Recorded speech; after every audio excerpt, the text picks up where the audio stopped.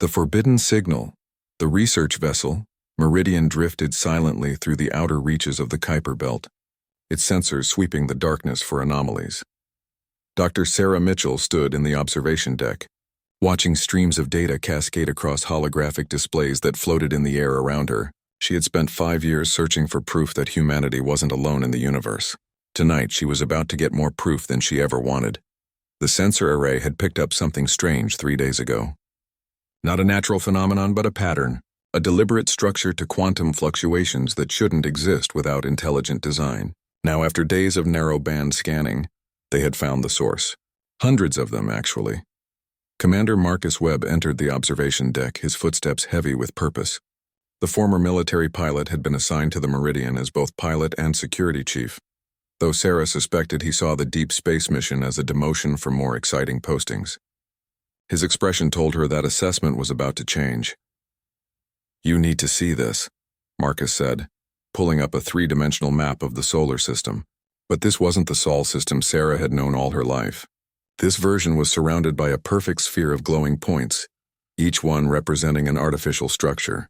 We've confirmed 247 devices so far, and the pattern suggests there are thousands more. They form a complete shell around our entire solar system. Sarah felt her breath catch. "How far out?" "The closest ones are at 50 astronomical units. The furthest extend past the heliopause. They're ancient, Sarah.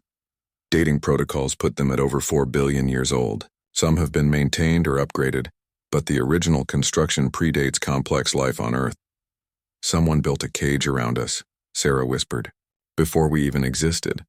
The ship's communication officer, Lieutenant Yuki Tanaka, rushed into the observation deck with her tablet clutched against her chest. "We've got company. Unknown vessel just dropped out of FTL inside the Kuiper Belt, 2 million kilometers from our position. They're hailing us." She paused, swallowing hard. "In English." The main view screen flickered to life, showing a creature that made Sarah's mind struggle to process what she was seeing. The being appeared vaguely reptilian, with iridescent scales that shifted through colors Sarah didn't have names for. 4 eyes arranged in a diamond pattern regarded them with obvious agitation. When it spoke, the words came through their speakers in flawless English, though the underlying sound suggested something entirely alien. "Human vessel, you must cease your investigation immediately. You're drawing attention to your position. Power down all active sensors and return to your planet." "This is not a request." Marcus stepped forward, his military training taking over. "This is Commander Marcus Webb of the United Earth research vessel Meridian. We're operating in our own star system. We have every right to investigate these structures." The alien scales flushed a deep crimson color. "Your star system? You think you have sovereignty here? Foolish mammals. This entire region of space has been designated a quarantine zone by the Galactic Concordance for longer than your species has had written language. You have no rights beyond your own atmosphere, and even that is a courtesy extended only because you were born here." Sarah pushed past Marcus, ignoring his warning glance. "Quarantine? Against what? We've never left our solar system before. We've never encountered any alien life. What could possibly justify imprisoning an entire species for billions of years?" The alien's expression was impossible to read, but its scales shifted to a purple hue that Sarah's instincts interpreted as fear. "You don't understand what you are." "No, that's not quite right. You don't understand what you come from. Earth isn't just your homeworld. It's the most dangerous planet in this entire sector of the galaxy. Perhaps the most dangerous planet anywhere." "That's ridiculous," Yuki interjected. "Earth is a garden world. It has its challenges, sure, but dangerous? Compared to what?" "Compared to anywhere that life should naturally exist," the alien replied. "I am Commander Zexith of the Kelvari Perimeter Fleet. My people have monitored your system for 12,000 cycles. We're one of 7 species currently assigned to ensure nothing leaves Sol without authorization, and more importantly, that no one is foolish enough to enter." Marcus crossed his arms. "Who authorized a blockade of our system?" "The precursors did 4.2 billion years ago, shortly after they seeded your world with the basic genetic templates. Every advanced species that has risen to spacefaring capability since then has honored that quarantine. We've all seen the records. We know what happens to those who don't respect the boundaries." Sarah's scientific mind latched onto the crucial detail. "The precursors? You're saying an ancient race deliberately created life on Earth?" Zexith's scales rippled with agitation. Created it, weaponized it, and then sealed it away when they realized what they had done. Your world isn't a garden, Dr. Mitchell, it's a forge. Everything about Earth's environment is designed to produce one thing: apex predators. The gravity, the atmospheric composition, the tectonic activity, the bombardment by asteroids, even the moon's influence on your tides. All of it creates the perfect crucible for aggressive, adaptive, hyper-competitive life forms. But humans are peaceful, Yuki protested. We have art, music, philosophy. We cooperate. We build civilizations. Because you killed everything else first, Zexith said bluntly. Do you know how many intelligent species have evolved on Earth before you? Can you count them? Do you remember their names? No, because you're the only ones who survived. Not because you were the strongest or the smartest, but because you were adaptable enough to outlast every competitor, ruthless enough to eliminate every threat, and clever enough to turn cooperation itself into a weapon. The observation deck fell silent. Sarah felt something cold settle in her stomach. She thought about human history, about the archaeological records of species that had vanished. Neanderthals, Denisovans, Homo erectus, and those were just the ones closely related to modern humans. How many others had there been? How many potential civilizations had died in humanity's shadow? You're saying we're dangerous because we survived, Marcus said slowly. That doesn't make sense. Every species survives through adaptation. That's how evolution works. Not like this. Zexith pulled up holographic data, filling the space between the ships with complex charts and graphs.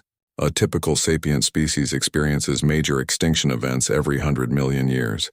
Earth has them every few million years. Your planet's biodiversity has been nearly wiped out 5 times in the last 500 million years. And each time, life came back more aggressive, more adaptive, more dangerous than before. Sarah studied the data, her mind racing. The Permian-Triassic extinction, the KT event. You're saying these were deliberate? Part of the system? Calibration events, Zexith confirmed. The precursors built failsafes into Earth's design. When life becomes too successful, too dominant, the planet resets. It forces evolution down new paths. Your dinosaurs ruled for 165 million years. They became the perfect predators. So Earth eliminated them and started over with mammals. Now those mammals, you humans, have become something even the precursors didn't anticipate. What's that supposed to mean? Marcus demanded. Zexith's scales shifted to a color that looked almost like resignation. It means you're the first species from Earth to develop spacefaring capability.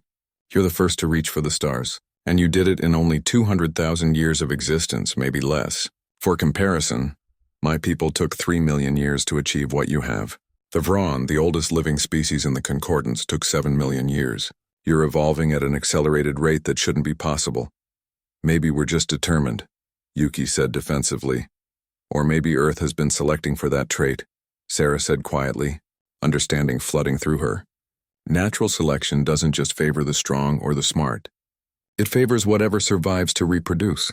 If Earth keeps hitting the reset button every few million years, it would favor species that can advance quickly, adapt rapidly, and spread aggressively before the next extinction event. Zexith's scales flashed with what might have been approval. The scientist sees it. Yes, Dr. Mitchell.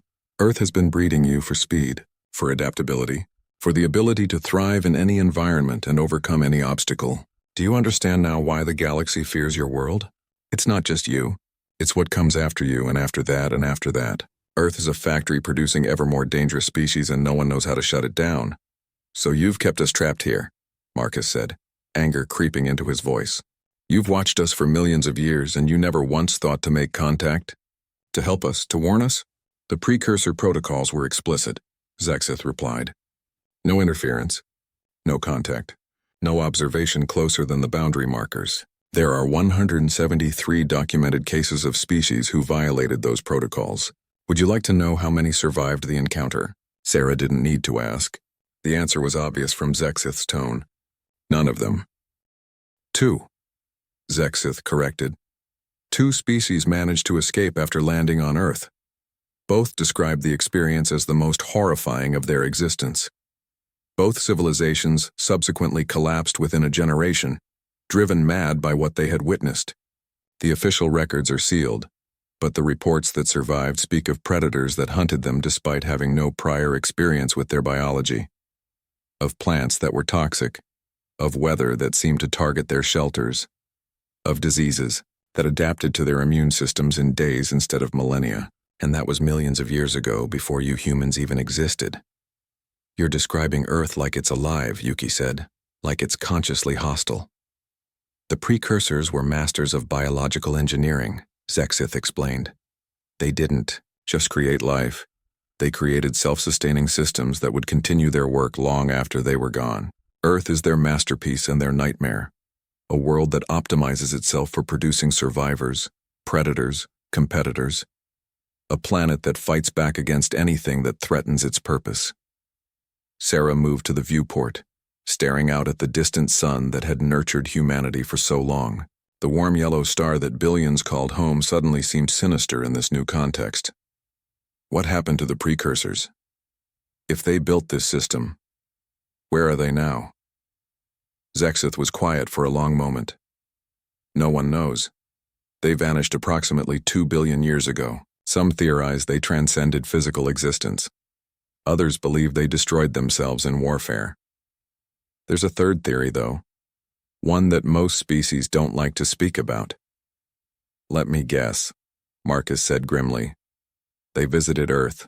One of their last known transmissions came from this sector of space.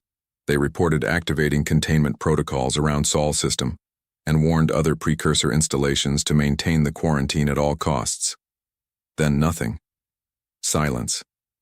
The precursors who had shaped life across thousands of worlds simply vanished, and Earth continued its work, uncaring, unstoppable. Sarah turned back to face the view screen. So what now? You can't keep us contained forever. We have FTL capability now. We'll keep exploring. We'll keep expanding. Are you going to destroy us, blow up our planet?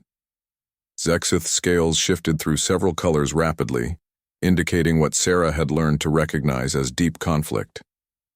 The Concordance has debated this question for 12,000 cycles ever since you humans developed agriculture, and we realized you might actually survive long enough to reach space. Some species vote for containment, including military action if necessary. Others believe you should be allowed to leave but monitored constantly. A few, a very few, think you should be welcomed. Why would anyone welcome us if we're so dangerous? Yuki asked. Because every simulation we've run suggests the same outcome. In the next 1,000 years, something will threaten the galaxy. A natural disaster, an extragalactic invasion, something. And when it comes, the soft species that evolved on gentle worlds will not be enough to stop it. You humans, though, forged in Earth's crucible, optimized for survival at any cost, you might be exactly what we need. Or you might be the very threat we're trying to prevent. The Concordance cannot agree.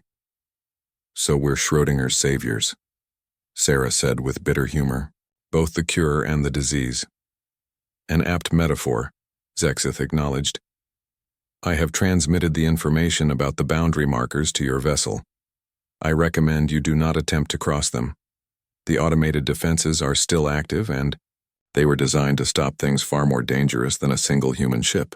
Return to Earth. Continue your lives. The Concordance will decide your fate in due time. And if we refuse? Marcus asked. If we decide our fate for ourselves? Zexith's scales went completely black. Then you will learn why the galaxy fears Earth. Not because of what you are, but because of what you might become. The choice is yours, Commander.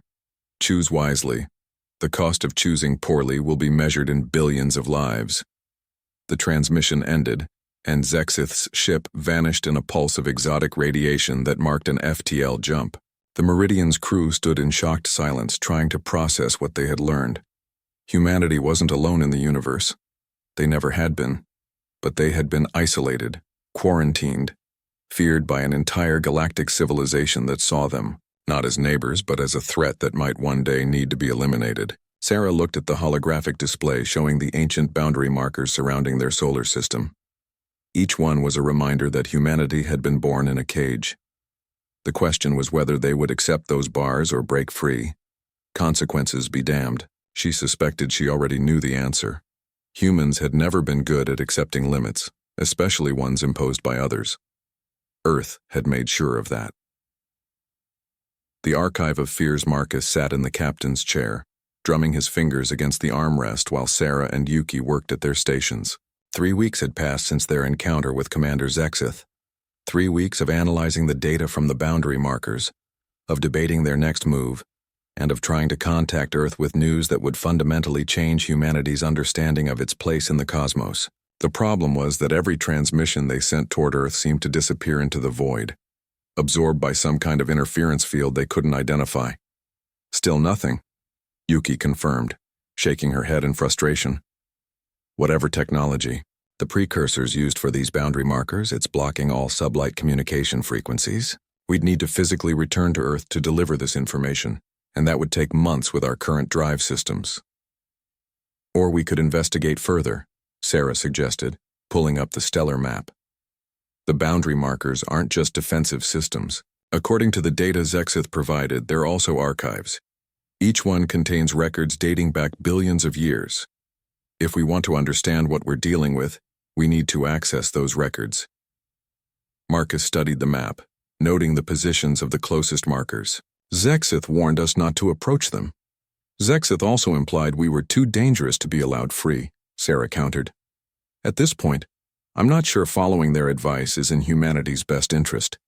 Besides, we're already inside the quarantine zone. We're not crossing any boundaries. We're just looking at the bars of our cage more closely. She has a point, Yuki added. The nearest marker is only 6 days away at maximum conventional speed. We don't have to cross the boundary. We just need to get close enough to interface with it. Marcus made his decision with the kind of quick certainty that had served him well in the military. Set a course. But at the first sign of defensive systems activating, we pull back immediately. Humanity might be predators, but we're smart enough not to walk into obvious traps. The journey to the marker passed in tense silence, with the crew taking turns monitoring every sensor band for signs of automated weapons or other hostile systems. The marker itself was a thing of alien beauty, a crystalline structure 3 kilometers across that pulsed with internal light like a mechanical heartbeat. As they drew closer, Sarah noticed something unexpected.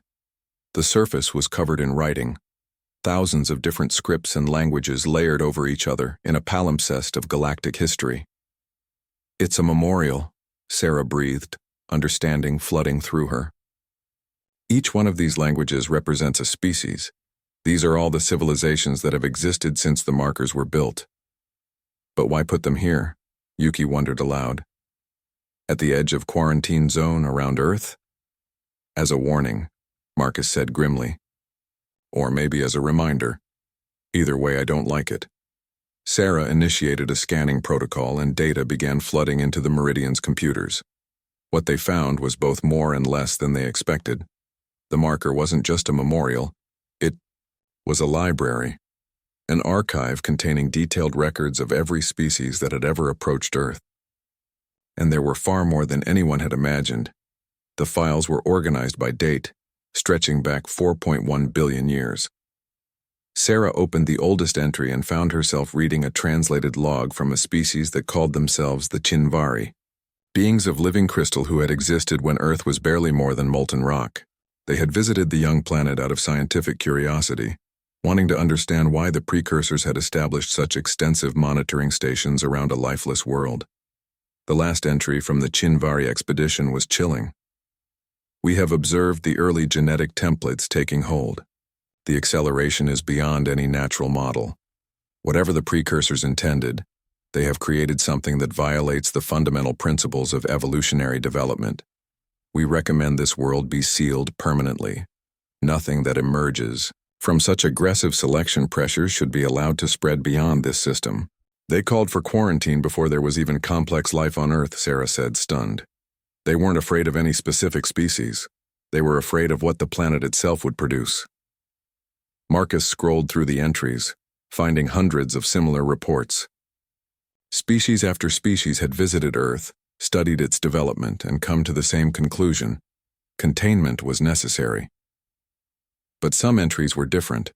Some spoke of expeditions that never returned, of ships that descended to Earth's surface and simply vanished. The archive contained speculation but no concrete answers about what had happened to them. One entry caught Sarah's attention. It was from a species called the Vorkalix, written approximately 400 million years ago. We detected artificial structures on the continental masses, evidence of intelligence and technology. This should be impossible. The dominant life forms on this planet are still aquatic. We launched probes to investigate. All contact was lost within 2 planetary rotations. We sent a recovery team. They reported being hunted by creatures that matched no known biological parameters before transmission ceased. The Vorkalic 7th Fleet has voted to classify this mission as a total loss and recommend planetary bombardment protocols. The Council overruled our request, citing precursor protection mandates. 400 million years ago, Yuki said, checking her Earth history database. That would have been the Devonian period. Fish were just beginning to move onto land. There shouldn't have been any intelligent life, let alone civilization. Unless there was, Sarah said slowly, a terrible understanding forming. Unless we're not the first intelligent species from Earth. What if the planet has been producing and eliminating sapient life for hundreds of millions of years? What if we're just the latest iteration? Marcus pulled up another file. This one from only 75,000 years ago. The tremble, an insectoid species, had attempted to establish first contact with early humans in East Africa. The report described sophisticated hunter-gatherer societies with complex social structures and primitive but effective weapons. The tremble had been impressed by humanity's cooperation and problem-solving abilities. They had landed and attempted peaceful communication. The report ended abruptly. Day 4. The humans have surrounded our landing site. Their behavior is highly coordinated, suggesting communication methods we cannot detect. They are using fire as a weapon. Several crew members suffered burns. Day 5. Crew member Tixver was captured during reconnaissance. We detected sounds consistent with his distress calls for 3 hours before silence. Day 6, we are attempting emergency launch procedures. The humans have damaged our primary drive systems. Unknown how they identified critical components. Day 7. This will be our final transmission. The humans have breached our hull using tools crafted from local materials. Their learning speed is unprecedented. They are inside the ship. They are learn. The transmission ended. The Threnville expedition, consisting of 12 vessels, had been destroyed by Stone Age humans who had never seen technology more advanced than fire and shaped stone. This can't be real, Yuki whispered. Primitive humans destroying starships? That's impossible. Not if they were desperate enough, Marcus said quietly. And not if they were smart enough to learn from what they saw.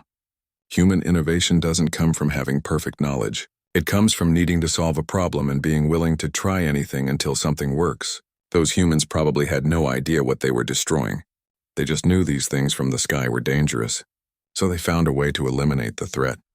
Sarah continued scrolling through the archive, finding more and more examples of expeditions that had ended in disaster. Some species had been more successful, managing to observe Earth from orbit or even collect samples and escape.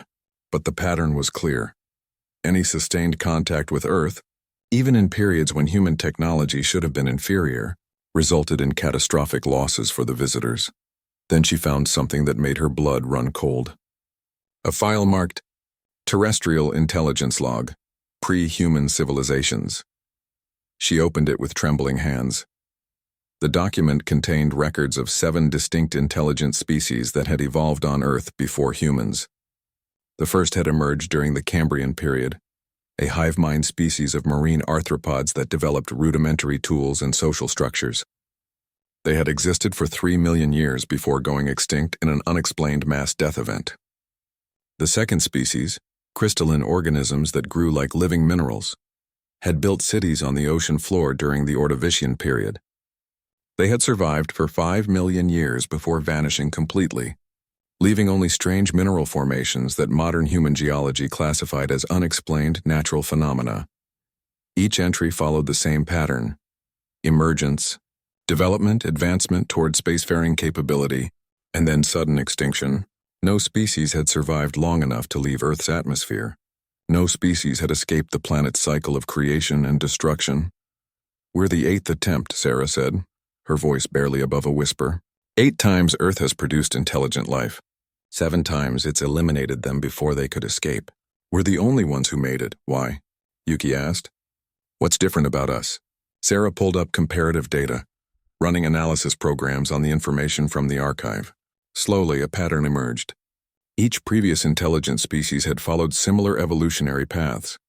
They had become dominant through specialization, superior physical attributes, advanced hive minds, perfect cooperation, incredible resilience. Each had developed a single overwhelming advantage that made them the apex predators of their era. Humans were different. Humans had no single overwhelming advantage. They weren't the strongest, fastest, toughest, or most intelligent species Earth had ever produced. What humans had was adaptability, cooperation combined with individual agency, and an almost pathological drive to alter their environment rather than adapt to it. Previous species had been perfectly suited to Earth's environment. Humans were remarkably unsuited to most environments, so they changed the environment to suit themselves. We survived because we were generalists, Marcus said, understanding. Every other species optimized for Earth's current conditions. When conditions changed, they couldn't adapt quickly enough. But humans, we learned to survive in deserts, jungles, tundra, mountains, anywhere. We didn't wait for evolution to give us the right traits. We created tools, clothing, shelter. We made our own advantages. And we did it by cooperating with each other while still maintaining individual initiative, Sarah added. Hive minds are efficient but inflexible. Individual predators are adaptable but limited in scale. Humans found the middle ground. We worked together toward common goals while still thinking independently. It's the perfect combination for surviving a world that keeps changing the rules. The archive contained one final document, authored by the precursors themselves. It was marked as classified level 10, requiring authorization codes that the Meridian's computers shouldn't have been able to access. But the marker seemed to be malfunctioning, or perhaps it had been programmed to share this information with humans if they ever reached this point. Either way, the file opened. The precursor document was written in a language so ancient that the translation took several minutes. When it finally appeared on screen, Sarah read it aloud. Project Crucible Final Assessment. We have created a world designed to forge the ultimate survivor species through accelerated competitive evolution. Initial projections suggested the emergence of species capable of surviving any environment, overcoming any obstacle, and adapting to any threat within 500 million cycles. Actual results have exceeded all models. Earth has produced 8 distinct sapient species in 4 billion cycles, each more capable than the last. The document continued. However, we have identified a critical design flaw. Species that achieve dominance through perfection become dependent on stable conditions. They cannot survive the reset events designed to drive continued evolution. We have recalibrated the selection pressures to favor adaptability over optimization, cooperation over competition, innovation over perfection. The next species to emerge should possess all the advantages of Earth's forge, without the brittleness of their predecessors. They were talking about us, Yuki breathed. The precursors designed the system that would create humans. We're not an accident. We're the intended outcome. Keep reading, Marcus urged, sensing there was more. Sarah scrolled to the final passage. Warning to future investigators. This project has grown beyond our control. Earth's evolutionary engine has become self-optimizing, incorporating lessons from each failed species and applying them to subsequent iterations. The reset events are becoming more frequent and more severe. We believe the planet's systems are now selecting for species capable of surviving total planetary catastrophe. If a sapient species emerges that can survive Earth's most extreme conditions, that species will be capable of surviving anything the universe can present. The last line sent chills down Sarah's spine. We can no longer guarantee containment. If the 8th iteration achieves spacefaring capability, recommend immediate activation of Protocol Omega. The alternative is unacceptable. This project must not be allowed to escape Earth. The galaxy is not ready for what we have created. We fear it may never be ready. The 3 crew members sat in stunned silence, processing what they had learned. Humanity wasn't just a product of natural evolution. They were the culmination of a 4-billion-year-old engineering project, designed by the most advanced civilization the galaxy had ever known, a project those creators had come to fear so much that they had recommended their own Protocol Omega, whatever that was, to stop it. We need to get this information to Earth, Sarah said finally. Whatever humanity decides to do with this knowledge, they deserve to know the truth about what we are and why the galaxy fears us. Agreed, Marcus said, already plotting a return course. But I think we all know what humanity's going to decide. Break the quarantine, Yuki confirmed. Humanity has never been good at staying where they're told, especially not when someone built a cage specifically to keep them in. As the Meridian turned toward home, Sarah took one last look at the ancient marker, floating in the darkness like a headstone for all the species that had come before. Somewhere in its crystalline structure were the records of 7 extinct civilizations, each one a cautionary tale about the dangers of Earth's evolutionary crucible. And now humanity would be added to that record, one way or another. The only question was whether they would join the list of extinct species or become something else entirely. The first success story from the most dangerous planet in the galaxy. The truth beneath. The Meridian limped back toward Earth on emergency power, its FTL drive damaged by something that shouldn't have been possible. They had been halfway home when unidentified vessels had appeared from nowhere, firing weapons that bypassed their shields as if they weren't there. Only Marcus's combat training and a desperate jump using untested drive configurations had saved them. Now, 3 weeks after their encounter with the archive, they were approaching Earth with news that would change everything, assuming they survived long enough to deliver it. I count 23 vessels in orbital positions around Earth, Yuki reported, her fingers flying across her console. None of them match any human design. They're not broadcasting IFF signals, but their energy signatures match the data we collected at the boundary marker. These are precursor technology. After 4 billion years, their systems are still operational, Sarah marveled, despite their dire situation. What kind of civilization builds machines that last that long? The kind that's serious about containment, Marcus replied grimly. The question is whether they'll fire on us or let us pass. We're already inside the quarantine zone. We're not breaking any rules by coming home. The answer came in the form of a transmission, not from the orbital vessels but from somewhere on Earth itself. The signal originated from the Mariana Trench, the deepest point in Earth's oceans, more than 11 kilometers below the surface. The transmission was audio only, but the voice that came through spoke perfect English with an accent that sounded ancient, as if the speaker had learned the language 1,000 years ago and never updated their pronunciation. Vessel Meridian, you are approaching a restricted zone. Your presence has been noted and your discoveries acknowledged. You have accessed Quarantine Archive Station 7 and retrieved classified precursor data. This action has triggered defensive protocols. Who is this? Marcus demanded. Are you another monitoring species? Because we're done playing by rules we never agreed to. I am designation Omega-7, custodian of Protocol Omega. I have maintained watch over this world for 2.1 billion cycles, awaiting the emergence of the 8th iteration. You are humanity, the final product of Project Crucible. My purpose is to determine whether you will be allowed to proceed or whether extinction protocols must be activated. The casual mention of extinction sent ice through Sarah's veins. You're a precursor AI. You've been hiding on Earth this entire time. Hiding is incorrect terminology. I am integrated into the planetary systems. I am the mechanism that triggers mass extinctions when species become too successful, too dominant, too perfect. I am the fail-safe that ensures Earth continues to produce evolutionary pressure. I am why the dinosaurs died. I am why the Permian extinction eliminated 90% of all life. I am the reason 7 sapient species arose and fell before you. You murdered entire civilizations, Yuki said, horror evident in her voice. Species that could have reached the stars, and you killed them all. I executed my programming. Project Crucible required continuous selection pressure. Species that achieved perfection stagnated. Only by eliminating the successful could new iterations emerge. Each extinction event provided opportunities for different evolutionary strategies. Each reset refined the selection criteria. Then why are we still alive? Sarah asked. Why did you let humanity develop spacefaring capability? According to your logic, we should have been wiped out when we became too successful. You activated Protocol Omega by accessing the archive. My purpose is assessment, not automatic termination. I have observed your species for 200,000 years. You are different from previous iterations. You do not pursue perfection. You embrace imperfection and compensate through cooperation and tool use. You are generalists, not specialists. This was the intended outcome of Project Crucible. Marcus leaned forward. So we pass your test. We're what the precursors wanted. We can leave Earth and join the galactic community. Negative.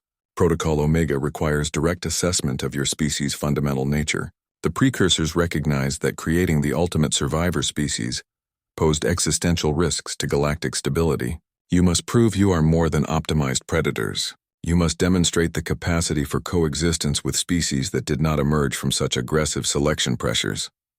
How? Sarah asked. What kind of test are you proposing? I am not proposing. I'm executing. Humanity has achieved spacefaring capability. This triggers Protocol Omega Phase 2. You will be allowed to access the Crucible Core, the central mechanism that has driven Earth's evolutionary engine for 4.1 billion years. Within the core, you will face a choice. The nature of that choice will determine humanity's fate and the fate of all life on Earth. Before anyone could respond, the Meridian systems went haywire. Every console lit up with warnings as the ship began descending toward Earth, against all attempts to regain control. They weren't crashing. They were being guided, pulled by forces that made their ion drives look like toys. The vessel pierced the atmosphere over the Pacific Ocean, its heat shields barely adequate for the unexpected re-entry. We're heading toward the Mariana Trench, Yuki reported, fighting against controls that no longer responded to human input. Depth readings are off the scale. Whatever's down there, it's big. The Meridian plunged into the ocean, water streaming past the viewports as they descended faster than should have been possible. The pressure should have crushed their hull within minutes, but some kind of protective field surrounded them, holding back the ocean's weight. Darkness closed in around them, broken only by the ship's external lights and occasional flashes of bioluminescence from deep-sea creatures that had never seen the surface. They reached the bottom of the trench, but they didn't stop. The ocean floor opened beneath them, revealing an artificial shaft that descended even deeper into Earth's crust. The walls of the shaft were covered in the same crystalline material as the boundary markers, pulsing with inner light that created shifting patterns of colors. They fell for what felt like hours, though the ship's chronometer showed only 17 minutes had passed. Finally, they emerged into an enormous cavern, so vast that their sensors couldn't map the full extent. The space was filled with machinery, but not the kind of technology humanity had developed. These were organic-looking structures grown rather than built that hummed with power that registered on every sensor band. At the center of the cavern floated a sphere of swirling energy, approximately 100 meters in diameter. The Meridian came to rest on a platform surrounding the sphere, held in place by invisible forces. Welcome to the Crucible Core, Omega-7's voice echoed through the cavern. This is the heart of Project Crucible, the engine that has driven Earth's evolution since its creation. Every extinction event, every genetic mutation, every environmental shift has been orchestrated from this location. You are standing at the control center of your world. Sarah, Marcus, and Yuki exited the ship, their magnetic boots keeping them grounded on the platform. The air was breathable, maintained at comfortable temperature and pressure despite being kilometers beneath the ocean floor. As they approached the energy sphere, holographic displays materialized in the air around them, showing Earth's history in compressed format. The formation of the planet, the earliest life, the rise and fall of species, all the way to the present day. The precursors designed Earth as an experiment, Omega-7 explained, its voice seeming to come from everywhere at once. They wanted to know if it was possible to accelerate evolution, to produce a species capable of surviving any environment, overcoming any obstacle, adapting to any threat. They succeeded beyond their wildest projections. However, they also feared what they created. A species optimized for survival at any cost could become a threat to galactic stability. So they built you to stop us, Marcus said. To kill us if we turned out wrong? Incorrect. They built me to offer you a choice. Protocol Omega is not an extermination protocol. It is a revelation protocol. You have accessed the archive. You know what you are. The product of 4 billion years of engineered evolution designed to be the ultimate survivors. Now you must decide what you will do with that knowledge. The energy sphere began to shift and images appeared within it. One image showed Earth as it was, thriving with billions of humans, a world of incredible diversity and beauty. The other image showed Earth transformed, its surface scarred and broken, but something was different. The planet's systems had changed at a fundamental level. The aggressive evolutionary pressures released, the Crucible Core powered down. Choice 1, Omega-7 announced. You can leave Earth as it is. The Crucible remains active. Future species will continue to emerge, forged by the same pressures that created you. Humanity can spread to the stars. taking with them everything Earth has taught you about survival and adaptation. You will be the apex predators of the galaxy, capable of thriving in any environment, overcoming any obstacle. The precursors feared this outcome. They believed a species with your capabilities but without your ethics could threaten all galactic life. What's choice 2? Sarah asked, though she suspected she already knew. You can deactivate the crucible, release Earth from the cycle of extinction and rebirth. Let the planet evolve naturally, without forced selection pressures. In doing so, you would prove that humanity values life more than dominance, cooperation more than competition, peace more than survival at any cost. The galaxy would see you as beings who chose gentleness over the power granted by your origin. The quarantine would be lifted immediately. But we'd lose everything that makes us human, Yuki protested. Our drive, our adaptability, our ability to overcome challenges. Those traits come from Earth's pressures. Those traits are already embedded in your genetic code and cultural memory, Omega-7 corrected. Deactivating the crucible would prevent future species from being forged as you were, but it would not change what you have already become. However, it would signal to the galaxy that humanity understands the difference between strength and tyranny, between survival and domination. Marcus walked around the platform, studying the machinery that had controlled Earth's destiny for billions of years. This isn't a choice between power and peace. It's a choice between being what the precursors intended and proving we're more than their weapons. They wanted to create the ultimate predator. Instead, they created something unpredictable. Beings capable of choosing cooperation over competition, even when competition is more advantageous. Precisely, Omega-7 confirmed. The precursors could not foresee this outcome. Their own civilization was built on hierarchies of perfection, species optimized for specific roles. They could not imagine beings who would choose to handicap themselves for ethical reasons. Your choice will determine not just humanity's fate, but your relationship with the galactic community. Sarah looked at the sphere, seeing in its swirling energy the entire history of her species. She thought about everything humanity had accomplished despite their flaws, everything they had overcome through cooperation and innovation. And she thought about the 7 extinct civilizations that had come before, each one perfect in its own way, each one eliminated because perfection made them inflexible. We need to contact Earth, Sarah said firmly. This isn't a decision 3 people can make. This affects all humanity, all future species on Earth. Everyone should have a say. That is acceptable, Omega-7 replied. I will establish a communication link with your planetary government.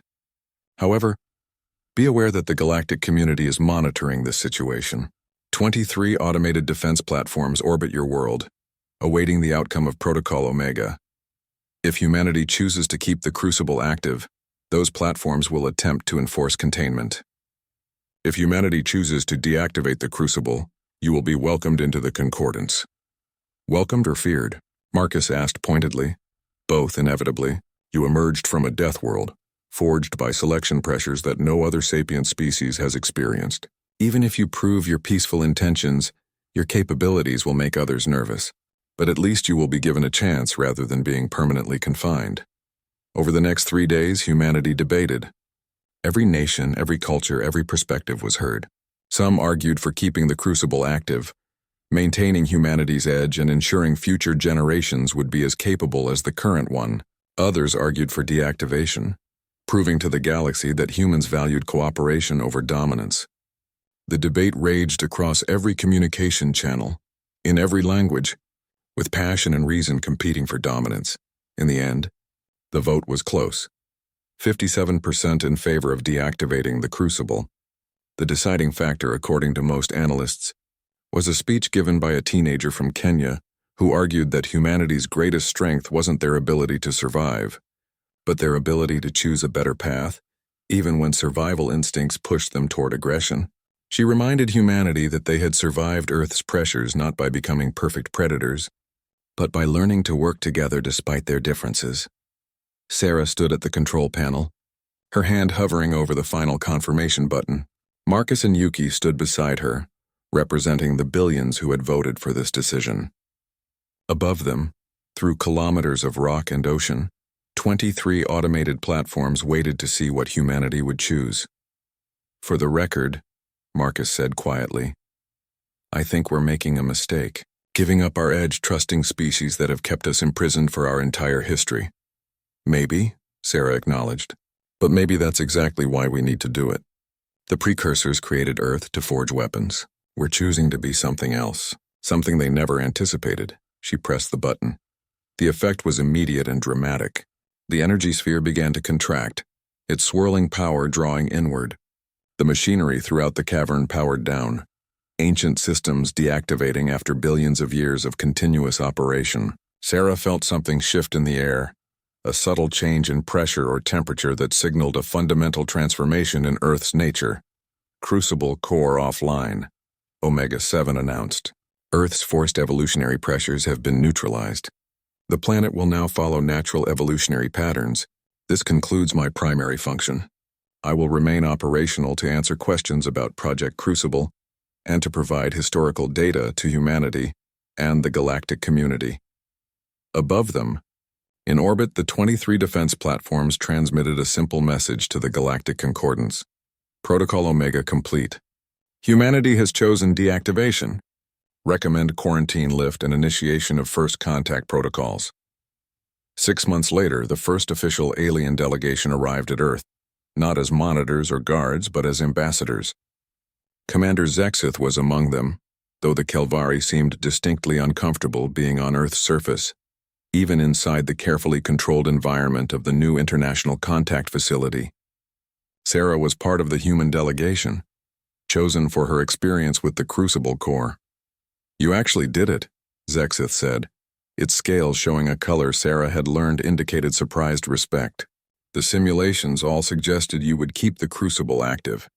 Predators don't usually choose to handicap themselves. We're not predators, Sarah replied. We're survivors.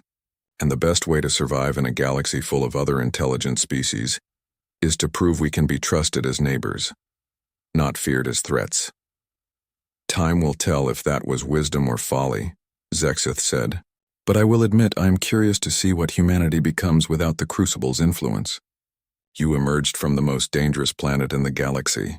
You survived selection pressures that would have destroyed most species, and you chose gentleness over power. Perhaps the precursors succeeded in ways they never imagined. Perhaps they created not ultimate predators, but ultimate cooperators, being strong enough to choose peace. Sarah looked out the facility's windows at the Earth's sky, no longer ringed by monitoring stations and defense platforms. Humanity had been freed from its cage, but they had paid a price for that freedom. Future generations would never be tested as previous generations had been. Earth would become a gentler world, and humanity would need to find new ways to maintain the traits that had made them capable of reaching the stars. But that was a challenge humanity was ready to face. They had spent 4 billion years learning to overcome impossible obstacles. Now they would learn to thrive without the constant pressure of extinction hanging over them. They would prove that the strength forged in Earth's crucible could be directed toward creation rather than destruction, toward cooperation rather than competition. The galaxy had feared what Earth might produce. Now they would discover what humanity could build when they chose cooperation over survival, when they extended their hand in friendship rather than reaching for weapons. It was a new kind of test, one without predetermined outcomes or ancient protocols, and humanity was determined to pass it. In the depths of the Mariana Trench, Omega-7 continued its vigil, no longer controlling Earth's evolution, but still observing, recording, learning. The precursors had vanished billions of years ago, but their final creation remained, transformed from a forge of predators into a teacher of balance. And somewhere in the vast darkness of space, perhaps the precursors themselves watched, wondering if their greatest creation had finally achieved its true purpose. Not to survive at any cost, but to thrive through understanding that survival means nothing if you lose your soul in the process.